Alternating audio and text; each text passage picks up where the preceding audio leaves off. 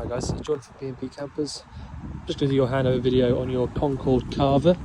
So it's a 2009 model, and we'll start on this near side here.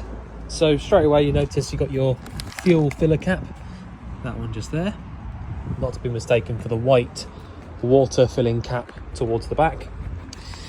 Storage in here goes all the way through to the other side. As you can see, you've got the other locker open down there. For the minute, I'm just going to close this up so it looks like it might rain. Gas locker in here, so you've got the gas flow refillable bottles in here with your refillable point just down here.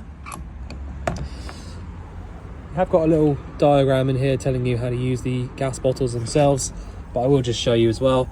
So you go clockwise around to the right to turn the bottle off, and anti-clockwise around to the left to turn it on. Because it's refillable, you don't really have to do a huge amount in here, apart from just fill it back up again when you run out. But over there you have got a little sort of crash sensor and things like that, you know, all in there anyway. So it's all up together and completely up to regulation. The hoses on here 2035, you can see, so you get 20 years on those. So that's all there. Next locker along, you can see there another lower locker. This system here is all to do with your EP hydraulics self-leveling system. So all of this is not factory fitted Concorde stuff. So completely, you know, disregard any of this. You don't need to touch any of this, you don't need to do anything with it. Only, you know, if you do get a problem with a self-leveling system in the future, then this is all what it's there for. But, you know, you shouldn't get any problems with that because they're a nice reliable unit.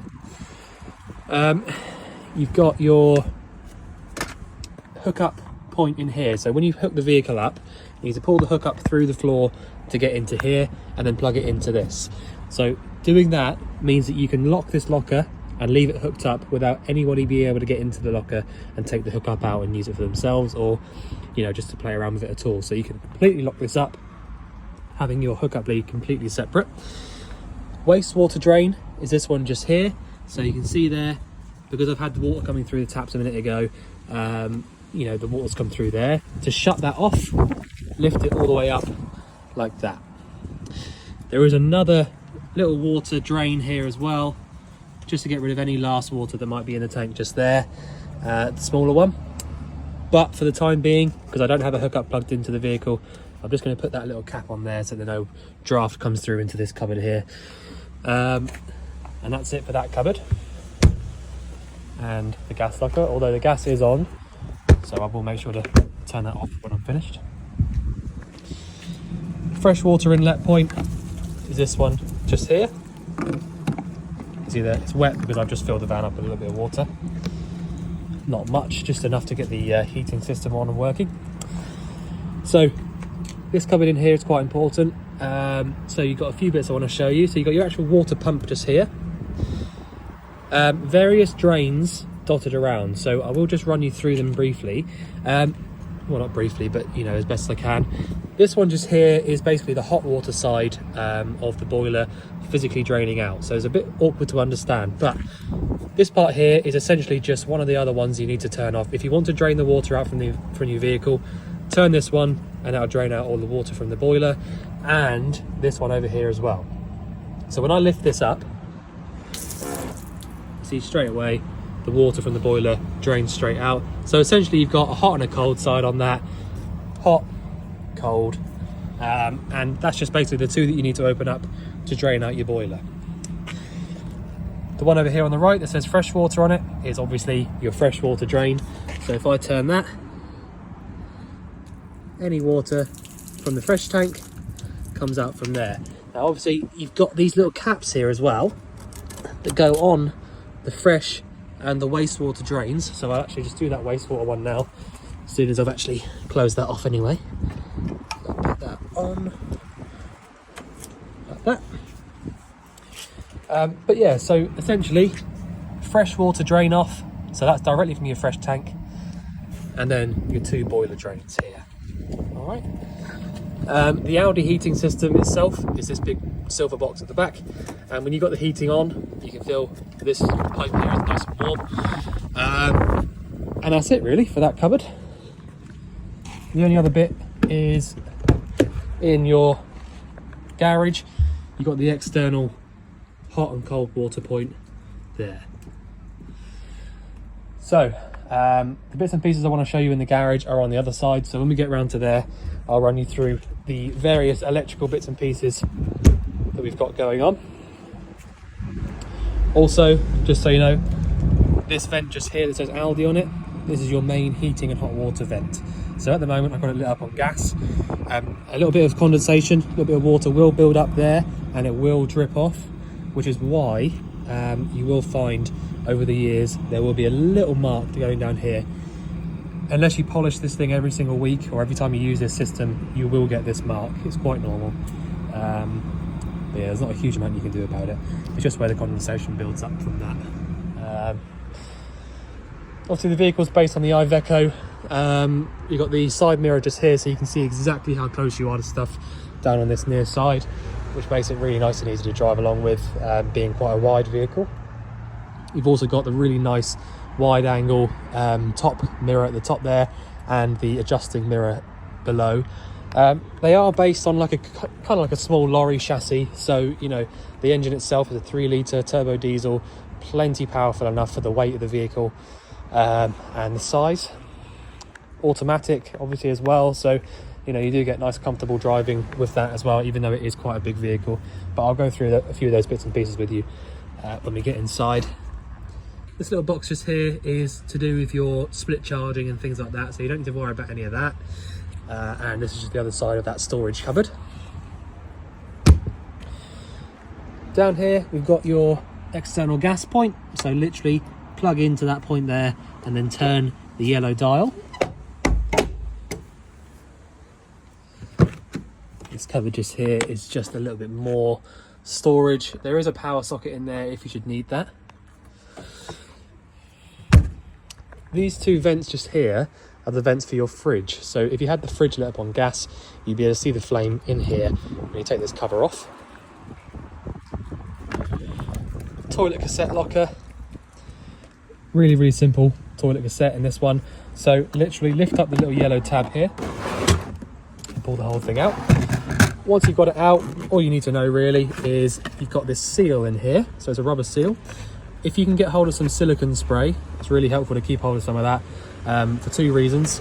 Every once in a while, you should spray around that rubber seal there to stop this from slipping.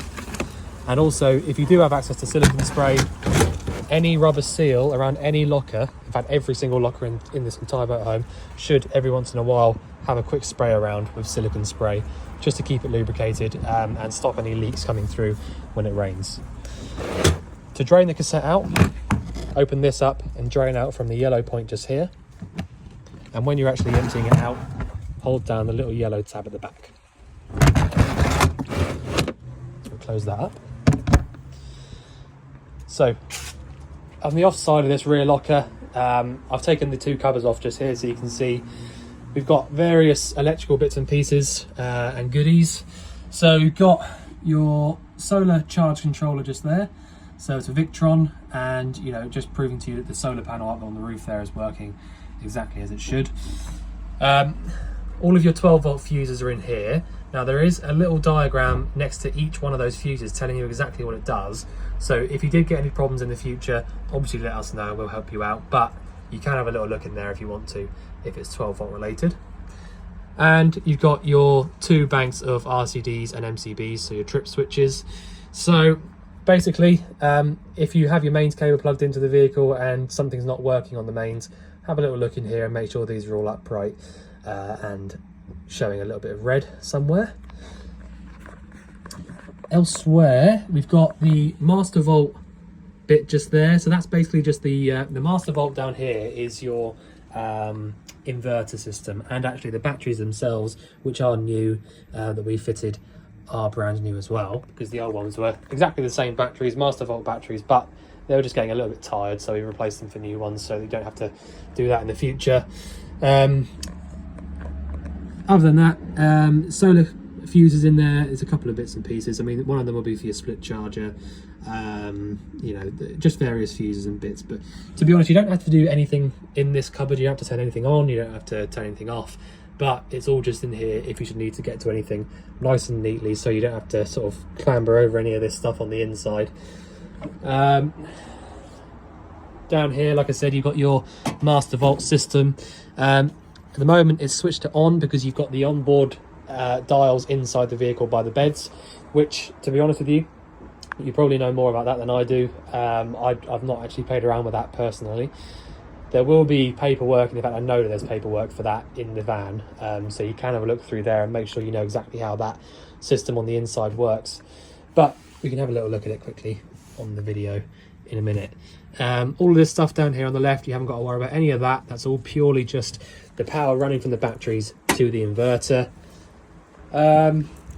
But yeah, so Master Vault is a really nice solid system. You can see the size of it there, and you have got 2 of those batteries at the back there, 160 amp hour batteries, so that is absolutely huge.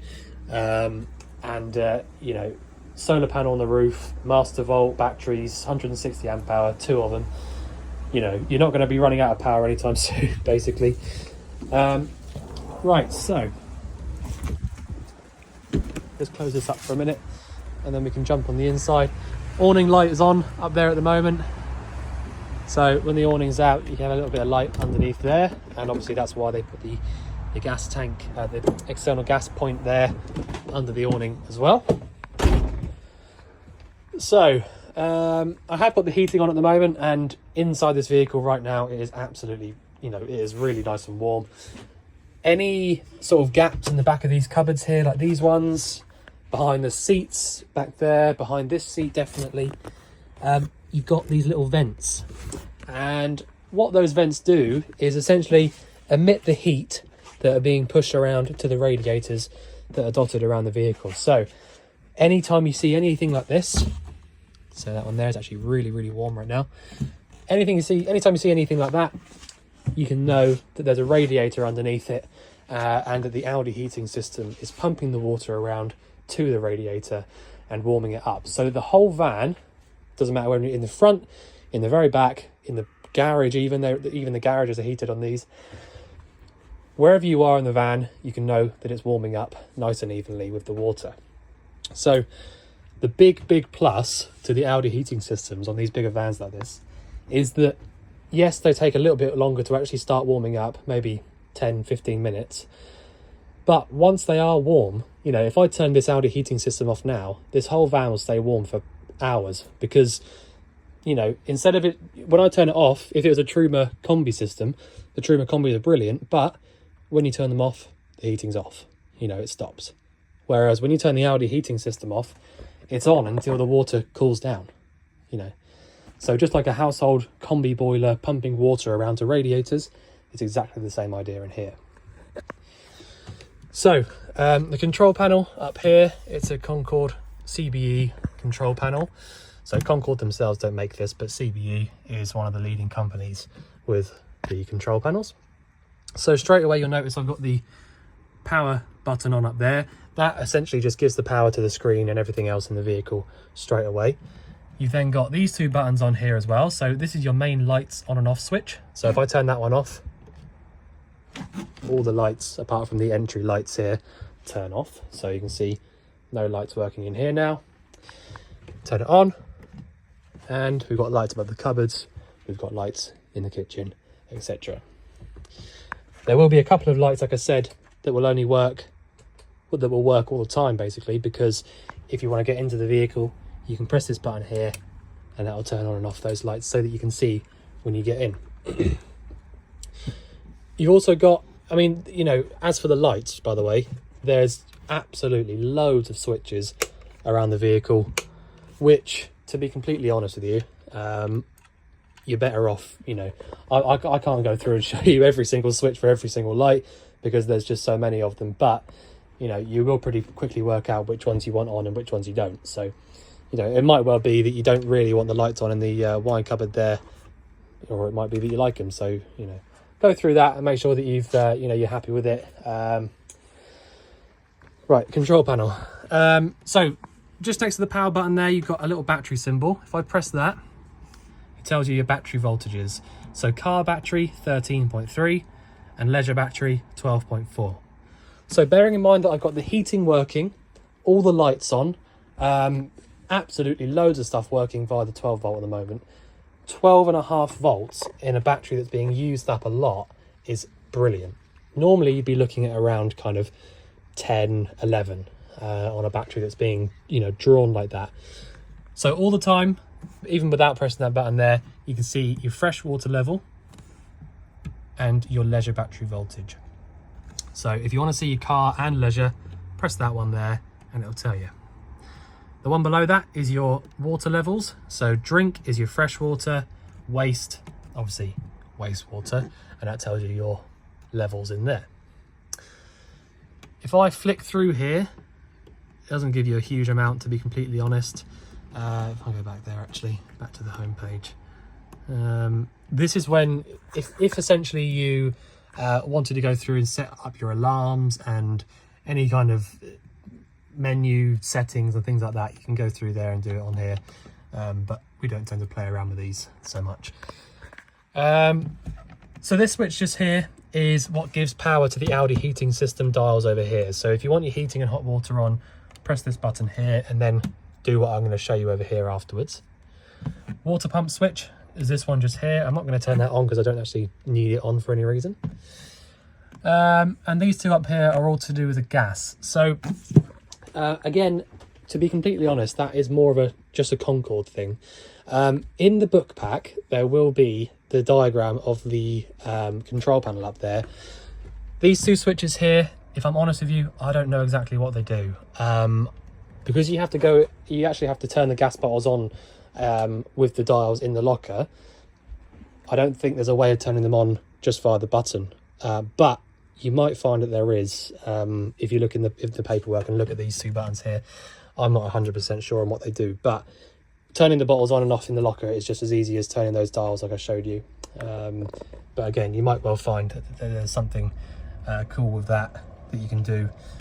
The switch just here, optional. So basically this is what you would have if you had the factory fitted what am I trying to say, factory fitted inverter. Then basically you could use this switch just here to switch between 12 volt and 240 and basically turn the inverter on. But because you've got the master volt system fitted in this one, which is a little bit more chunky, a little bit better, you've instead got down the back here this system here. Now again, like I said, and I know I'm not exactly being the best handover person right now, but I don't know exactly how all of this works. All I know is that you can change exactly the amount of amps that come through via the inverter from the leisure batteries. So you can turn the inverter on and off from here. So at the moment it's on, and then it will start working and basically doing its thing. You can change the ampage. So that's the reason why in the locker down there, on the top of the master volt system, it is on. So you can leave that on because you can turn it on and off from here. Okay, so if I turn that on quickly and we go outside to the garage, I should think that the lights will be on the inverter. There you go. So you can literally use that completely separately from inside, as long as you just leave this switch in the on position there. You can go ahead and just use it as exactly as you like, just from inside, so you haven't got to get out of the vehicle to do any of that. So so that's how the master volt system down there works. So I'm going to turn that off for the minute because I don't actually need it on for any reason. Right, so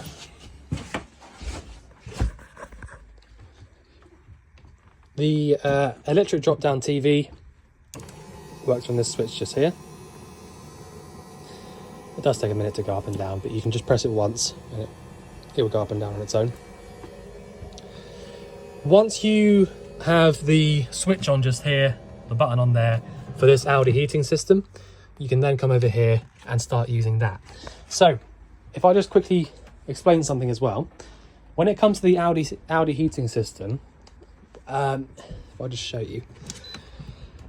In the settings here, or the main sort of on and off switch for the hot water and heating, you can't turn the hot water all the way off. And that is the same on all of the Audi heating systems. You can't turn them all the way off. So basically, if you want to heat the van up, you need a little bit of water in the boiler. To have water in the boiler, you need to turn your pump on. This is assuming you've got water in the fresh tank. Turn the pump on and pull the tap to the hot side and just wait for the water to come through. As long as the water comes through the tap just there on the hot side and you can turn the tap off and the pump turns itself off, then you can know for a fact that that boiler is full of water. The only reason that you'd ever need to drain that boiler out is if it was going to be coming to winter and you know that you're not going to be using the vehicle at all, then you would need to drain the boiler out using those 2 dials that I showed you in the outside cupboard. The reason for that is if the boiler is full of water, there's about 10 or 12 litres I think. If that boiler is full of water and it freezes, what will happen is the water will expand and it will crack any little pipe or anything at all because it's expanded inside. If that happens, you're looking at a good few £1,000s to replace the system. So it's really important that you drain that water out. If you know it's going to get to freezing temperatures, drain that boiler out of any water. And in fact, it's a good idea to do it with the fresh system as well. So drain the fresh tank out. It's just a really good idea to do that because it saves any problems in the future, basically. But there you go. So once you've done that, because you have to have a little bit of water in the boiler, you can then go ahead and do anything you like. So at the very top there, you've got a internal temperature sign. So that one just above my finger there is the internal temperature that the van is trying to get to. So at the moment it's trying to get to 23. Now that's obviously a bit high. That's just because I'm just trying to show you it working. Below that you've got the hot water level. So at the moment it's just at medium, and I can go up to maximum as well. I've then got electric. So basically these two at the top, hot water at the bottom, heating at the top.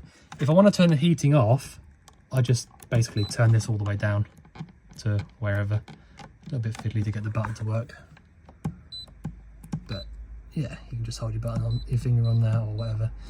So it's going to try and get to 20.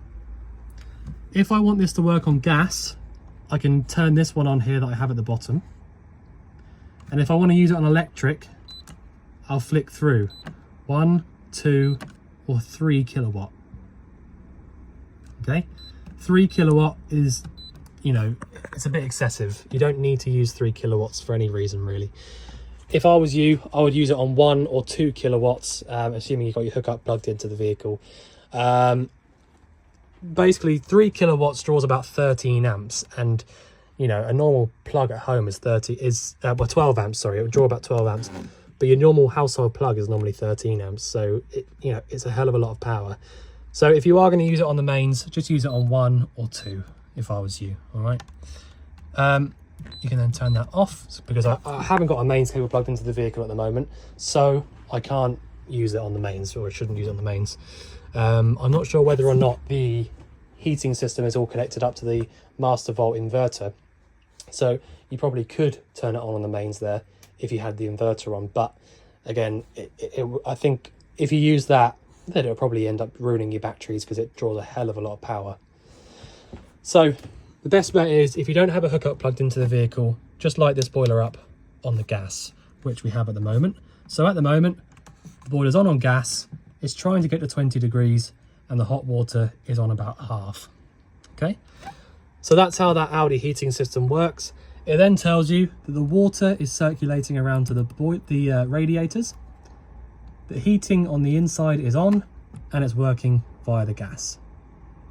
It also tells you the temperature that the van is actually at on the inside, and so it's about 1.5 degrees away from being where it needs to be.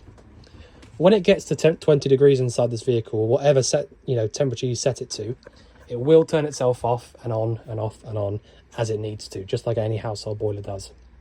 So you really can just set your temperature and forget about it. Especially having those really big refillable gas tanks in there, you could literally fill those gas bottles all the way up and turn them both on park up on a campsite and leave that on, you know, for a month. If you really wanted to, you could just leave that on constantly for a month, and you know, it would just keep going. That's what the great thing about these Audi systems are. When the van's warm as well, the other great thing about having a Concorde is the fact that when this van's warm, I don't know, the best way to show you, I found, was to show you down here. So the thickness of the actual van itself, you know, the actual insulation. So if you see this is the window here, the very outside, the actual van really starts around here, you know, so that's how thick the insulation is. I mean, it's incredible, really. It's got to be about 4 inches of insulation, or 3 inches of insulation, all the way around the vehicle. It's really nice and thick. So once this vehicle's warmed up, it will stay warm for quite a long time. Okay, so that's your control panel and how the Audi heating system works. To turn that off, I would go in here and turn the gas off like that, and then turn the whole thing off like that. Okay, so that's that. This Dometic, let me just get that open 1 second. I'm just going to put you down for a sec, so I've got the other hand. So this Dometic controller here is for your air conditioning unit on the roof. So again, this is a mains operated product. Okay, this is not 12 volt operated. So you can turn it on just by this button just here. Again, I don't have a hookup plugged in at the moment, so this won't work. If I turn the mains on here, I'm not sure whether or not it will power it. I don't actually know, but we can have a look. No, so I'm not convinced that that powers that aircon unit. So in all honesty, that's a good thing, because if you were to use the air conditioning unit on that inverter, I can pretty much guarantee you that your leisure batteries, however big they are, you know, I can guarantee you they won't last very long, because the air conditioning units use, again, a hell of a lot of power. So if you have a hookup plugged into the vehicle, you can use your air conditioning unit up here. So it's really simple. You've got literally an on and off switch just here. You've then also got a button here on the top right, which changes, oh, I've closed that up again. Right, which changes the mode in which the air conditioning is going to work. So icons here: cool, furnace, heat, fan, dry air, and auto change. So at the moment, it's on auto change. We can change this by clicking through the modes, and you can see it changing at the top there. So really, normally you're going to want it up there with a little ice symbol, which is cool. So you can change your temperature. I think it goes down to 16 or something. Yeah. So change your temperature there, and then basically the air conditioning will just start working.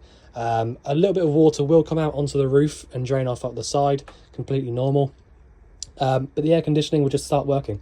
As long as you've got a hookup plugged into the vehicle, like I said, you can adjust where the air goes to. So that way or this way, you can leave it in the middle for both. And it really is as simple as that. Just turn it off from this remote here when you're finished with it. And that's it. But like I said, that will only work when your hookup is plugged in. Okay, the fridge, I'll just show you this open as well. So again, nice and simple, but very, very kind of top end of the fridges. So it's the tower style fridge with grill and oven at the top. So the grill and the oven work quite literally just by pushing in left or right on this dial here, and you can see there, oven to the left, grill to the right. So this works on the same gas as the fridge does, basically, or the same gas system, sorry. So to get it to light up on gas, the fridge, this is, turn this one to the right. Straight away, I've heard it light up, and then you've just got your dial here telling it how hot or cold to go, basically. It really is as simple as that. You just literally need to turn it to the right once for the gas. If you have a mains cable plugged into the vehicle, one more, and that will show up green. And if your engine's running, another one takes you down to the 12 volt, which will also go green when you start the engine. So there's the three ways of using the fridge. If, for example, like today, I haven't got hookup plugged into the vehicle, the engine is not running, but I do have the gas on, so I can use the gas, okay? And that's the only way I can use it. If I had a hookup plugged in, I would personally have it there on the hookup symbol. And any time the engine's running and you're driving, you need to have it down there on 12 volt. So the reason for that is, if you pre-cool your fridge before you go away, like you always should, then when you turn it down to the 12 volt, what happens is when you start and run the engine, the alternator inside there charges up your engine battery. And in turn, with the split charger that any decent motorhome has, you then get power sent from the engine through to the leisure batteries as well. Now, in that wiring, from the front to the back to the leisure, you've also got another wire which splits off to here for the fridge. So that's how, anytime that your engine's running, essentially your alternator is powering your fridge if you have it here on 12 volt. You can also, if you want to, go all the way down to the bottom to auto, and it will automatically choose whichever energy it thinks you should use. Now that's great most of the time, but sometimes you will find that auto selector will get the wrong one.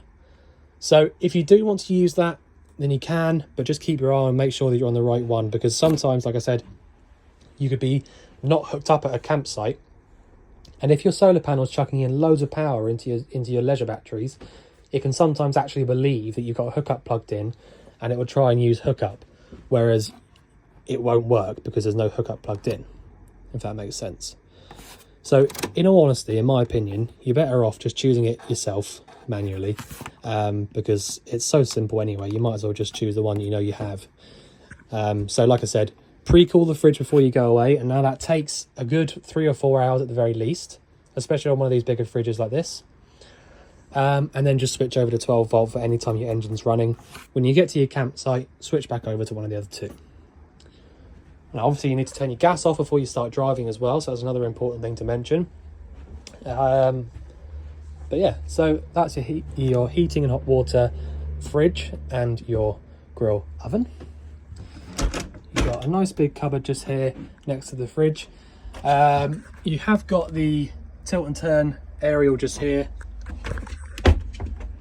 But this cupboard basically is really just for your TV aerial systems. So you've got the TV satellite just here. So if I turn that on, straight away you can hear the satellite opening. Now that'll basically just spin around now and try and find Astra 2. Sometimes it takes a good few goes to find it, but it shouldn't take too long really.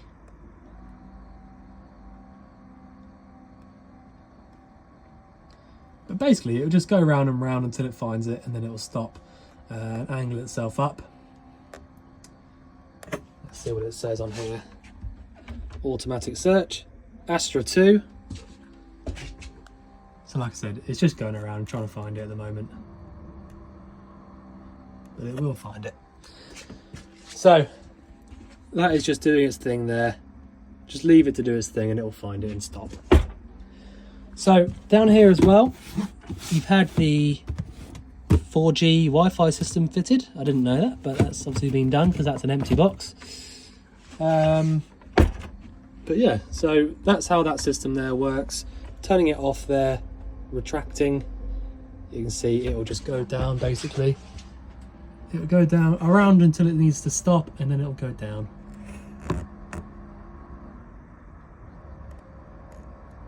So it's a really nice, neat unit.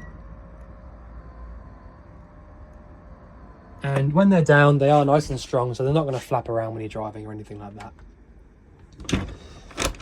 Okay, down here, I think, is access to your waste tank. Oh no. So, access to all that storage down there, so you can get to the storage from inside. This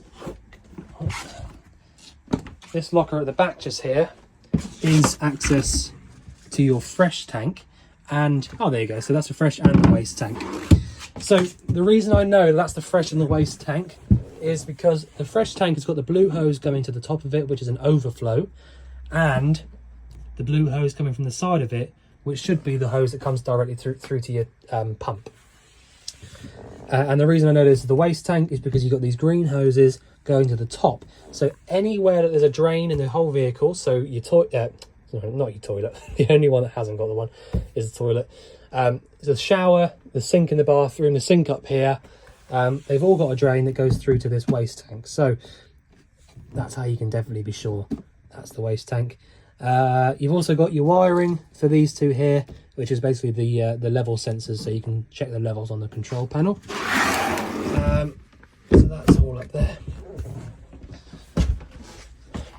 You've got a 3-burner hob up here with ignition.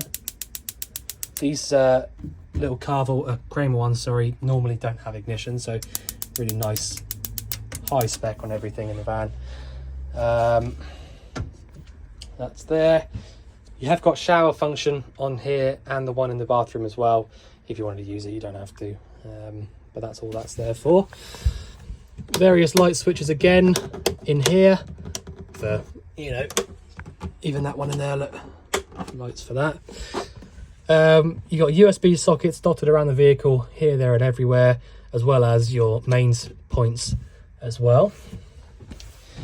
If I just show you this window here for the blinds and how the window works, because they're all pretty much exactly the same.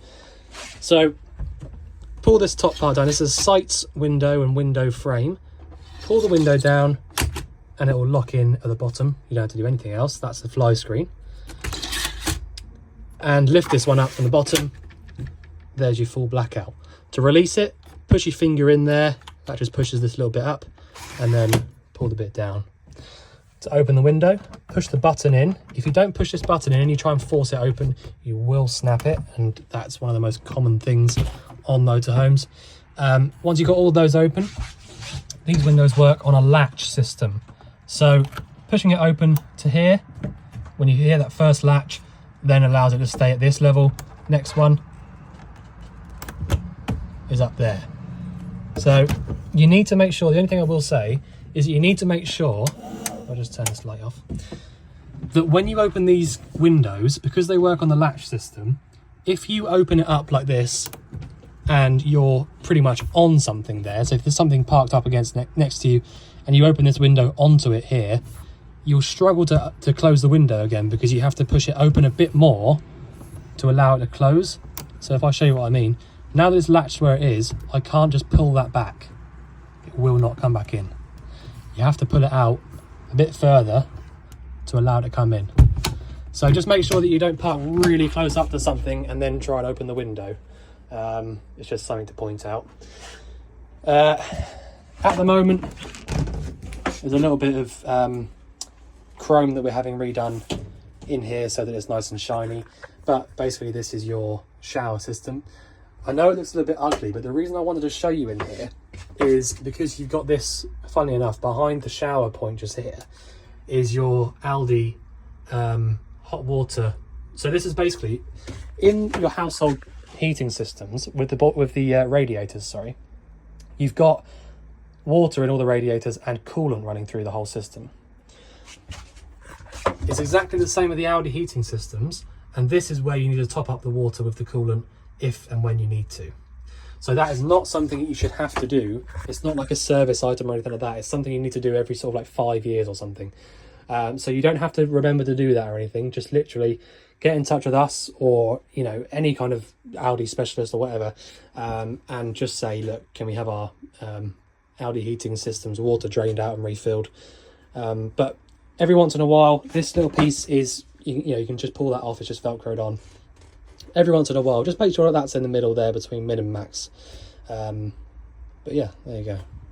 That's where that is. Lights for the toilet and the shower are just here with the little lights on them so that you can see whether they're on or off without having the door open. The door just here, like most Concordes, has got this kind of little runner piece on it and a little sort of ball bearing there. So when you open this up, you can open it all the way like that, And that then gives you this whole space as like a bedroom with an ensuite almost. So that's the reason why they put that little roller catch there, so that now it's completely separate. And if you want to have somebody sleeping in the front and somebody sleeping at the back, you still can. It also means that even with that door open like that, they've left you a nice gap so that your air conditioning will go straight out through there. So that it will still work. If you aim it upright like that, all the aircon will come through from that side over the door, and you know, so it will still go through to the other side. The bathroom here, again, exactly the same tap in here as it is in the kitchen, so I don't need to show you that. The only things I do need to show you is how the toilet works, and that this switch just here is your isolator for the air conditioning on mains. So when you turn that on, you know, if you have a hookup plugged into the vehicle, you'll get power and a light come up on there if it's on. To use the toilet, the pump switch needs to be on, but basically push this little button here for the flush fluid to pump around. To drain it out into the cassette, you open this flap up, so that drains into the cassette, and then you pull it back over to close it. And it really is as simple as that. When it comes to the time that you need to empty your cassette out, you'll get this little light on here telling you that you need to do that. But genuinely, other than that, it really is as simple as that. The toilet cassettes are really simple. Pull on that to get it to come back over. You've got a little bit of storage space under here. You could use them as bins or whatever, shoes, whatever. That's all in there. You can sort of get into there, I think. Well, I'm not sure actually. I'm not sure what you can do with that. But they're the original Concorde mattresses that are really nice and thick. You've got a power point. If I just zoom in a little bit, you've got a power socket and USBs in each corner over there.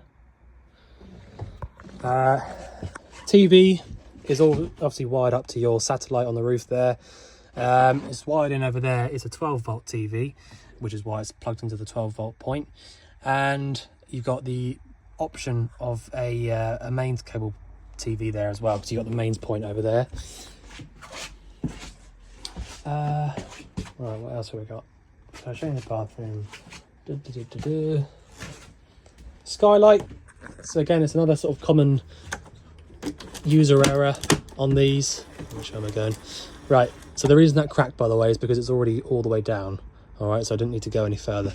So going up, nice and easy, all the way up, fine. But then when you come down, go all the way down. When it gets to that point there, it's not all the way down, okay? Because there's a couple of locks. Keep going until it gets tough, and then put the handle up. So now I cannot push that up. If I open it up again and then go down here and stop as soon as it gets to there, without carrying on a little bit and putting the handle up, I can still push that open quite a lot. So when you're driving along, that will just be flapping around. So carry on a bit until it gets tough, handle up, and now that's locked. Okay. Okay, so in the cab, there's not a huge amount of showing, to be honest, in the cab, but I will run you through it, obviously. I'm not going to put the ignition on because it will confuse the back end. When you have lots of bits and pieces on in the back end, like all the 12-volt stuff, sometimes if you turn the ignition on, it will get confused and think that you want to switch the power over and things, so it will turn everything off in the back, whereas at the moment I don't want it to do that. So I'm going to leave the ignition off for now. So you've got a couple of switches in here. You've got this one here, which is a little bit faint to see actually, but when you turn this one on, it gives you power to your stereo system down here. So what I initially got confused with was the fact that this Pioneer system up here is not for music. This is all for your reversing camera and sat nav. Okay. This down here, also Pioneer, but this one here is for your music. Okay. So push this back in, and then you'll be able to use it when you turn the power on. Okay. So the reason that works, by the way, is so that you can have the music on when you're not driving the vehicle and stuff. Hazard lights from there. Camera, so you can turn the camera on, which is that one there, like I said. Sound, you don't need to worry about that one because you've got the switch over there. Heated mirrors, this is all to do with your steering and bits and pieces like that, and ASR. The heating system on the front of these is nice and simple. You literally just got your temperature, fan speed, and you know where the actual air goes to, whether you want it demisting, etc. Now, to be honest with you, this has got air conditioning, but I think basically there's not like a specific switch for it. I know that it's got aircon because I could hear it working when I had it running earlier, cutting in and out. Yeah, I'm not sure exactly. I think you just basically set the temperature and it'll just come on if it needs to. But yeah, so that's this whole system here. And you know, the reason that it's all shaped like this and aiming towards you is the fact that we're kind of in like a small lorry chassis, like I said. So when you're driving this along, even though it is a big vehicle, it doesn't feel like you're driving a very big vehicle because the engine and the gearbox and the whole chassis here is built to take a lot heavier weights than this, really. So it does feel like you're driving along something nice and easy. It doesn't feel like it's struggling when it goes up hills, nothing like that. So, you know, if this vehicle here was based on one of the sort of Fiat Ducatos or something like that, it might be okay, but you would struggle on hills and things like that. It's just not quite powerful enough for that. So, horn on the left, lights and fog lights just there. Obviously also your indicators. You have got cruise control, which works from this stalk just here, as well as your washers and wipers. You've got a 12-volt socket just there and a couple of USB points just here, so you can charge your phone up from there. Air suspension just there, so you know it's just basically help to keep you level and things like that. But they're nice and level where they are now, both on 2-bar. Adjusting your wing mirrors is this one down here, and your bonnet release is the one over there on the very left hand side. So obviously we've had our the service done on the vehicle, full habitation check. The only things that got picked up on the hab check was a couple of little bits. I mean, you got this one here, so that's going to have a new dimmer switch fitted, which you've got down there in the bathroom at the moment, so that's going to be done just in a minute.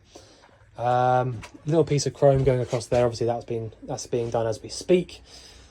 But yeah, you know, being a Concorde, you don't really ever expect anything to be wrong because they're so well built. But things do happen, so we fixed them. The only other thing really to show you, I suppose, is the self-leveling, and I'll just have a look, see how. All right, we've got loads of space at the back. So again, I'm not 100% on how to use this, but let's just try it. So we'll turn it on.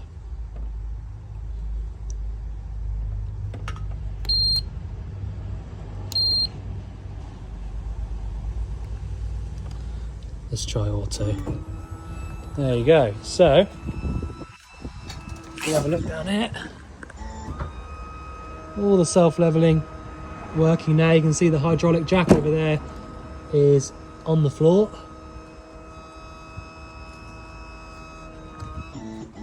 And currently pushing the vehicle upright.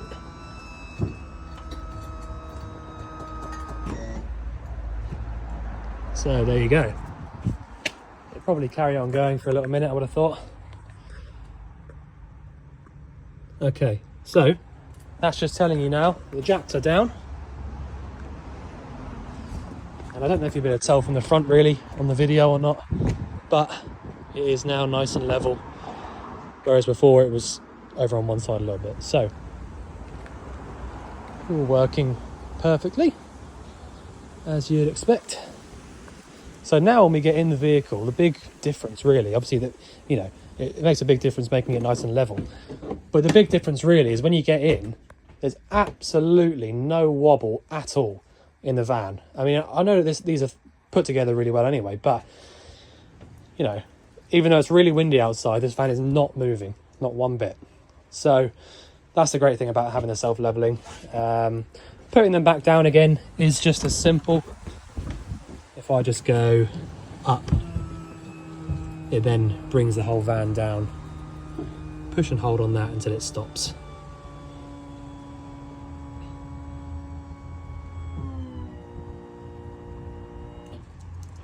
There you go. So now they should be up. Like they are.